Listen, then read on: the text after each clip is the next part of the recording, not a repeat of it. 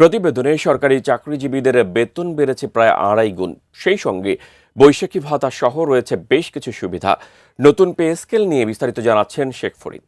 Pay scale রিপোর্টে বেতন বৈষম্য থাকলেও এবার কর্মচারীদের দুইটি সুখবর দিলেন প্রধান উপদেষ্টা।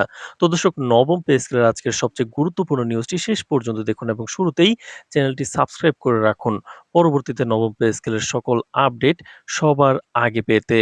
তো দর্শক, সাম্প্রতিক সময়ে প্রকাশিত পে স্কেল রিপোর্টে সরকারি কর্মকর্তা ও কর্মচারীদের মধ্যে বেতন বৈষম্য বিষয়টি আলোচনার কেন্দ্রবিন্দুতে ছিল।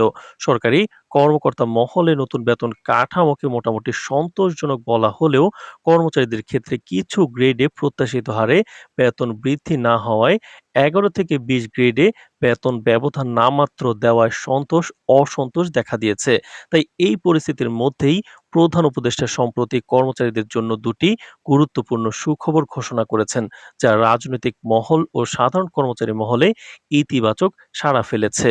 তো দর্শক, প্রধান উপদেষ্টা এক সংবাদ সম্মেলনে বলেন, আমরা স্বীকার করছি পে স্কেল রিপোর্টে কিছু কর্মচারীর ক্ষেত্রে বেতন বৈষম্য রয়েছে, তবে সরকার এই বিষয়টি গুরুত্বের সঙ্গে গ্রহণ করেছে এবং যথাযথ সময়ের জন্য কার্যক্রম হাতে নিয়েছে। আমরা চাই সরকারি কর্মচারীরা ন্যায্য বেতন কাঠামোর অধিকার পান এবং তাদের জীবিকা নির্বাহের মান অক্ষুণ্ণ যেন থাকে। তিনি আরও জানান, এই বেতন বৈষম্যের বিষয়ে দুটি বিশেষ পদক্ষেপ নেওয়া হচ্ছে। প্রথম পদক্ষেপ হিসেবে সরকার কর্মচারীদের জন্য বিশেষ ভাতা ও ইনসেনটিভ প্যাকেজ চালু করতে যাচ্ছে। এই ভাতা কাঠামোতে কর্মচারীদের বেতন, জীবনযাত্রার ব্যয়, মূল্যস্ফীতি এবং অন্যান্য সামাজিক ব্যয়ের চাপ বিবেচনায় রাখা হবে। তো দর্শক, সংশ্লিষ্ট মন্ত্রণালয়কে দ্রুত এই প্যাকেজ চূড়ান্ত করার নির্দেশ দেওয়া হয়েছে, যা কর্মচারীদের সুবিধা গ্রহণের সময় নষ্ট যেন না হয়। প্রধান উপদেষ্টা বলেন, আমরা চাই প্রতিটি কর্মচারী যেন নতুন বেতন কাঠামোর বাস্তব সুবিধা গ্রহণ করতে পারেন এবং তাদের জীবনযাত্রায় কোনো ধরনের প্রতিকূল প্রভাব যেন না পড়ে। তো দর্শক, ভিডিওটির এই মুহূর্ত পর্যন্ত যারা দেখছেন চ্যানেলটি সাবস্ক্রাইব করে রাখুন পরবর্তীতে নবম পে স্কেলের সকল আপডেট সবার আগে পেতে। তো দর্শক, দ্বিতীয় পদক্ষেপ হিসেবে প্রধান উপদেষ্টা জানিয়েছেন, বেতন বৈষম্য বিষয়ক বিষয়গুলো যাচাই বাছাই ও সমাধানের জন্য একটি বিশেষ পর্যালোচনা প্রক্রিয়া শুরু করা হয়েছে। এই প্রক্রিয়ার মাধ্যমে সরকারি কর্মচারীদের বিভিন্ন গ্রেডে বেতন পর্যালোচনামূলক হবে এবং যেখানে প্রয়োজন সংশোধনী আনা হবে।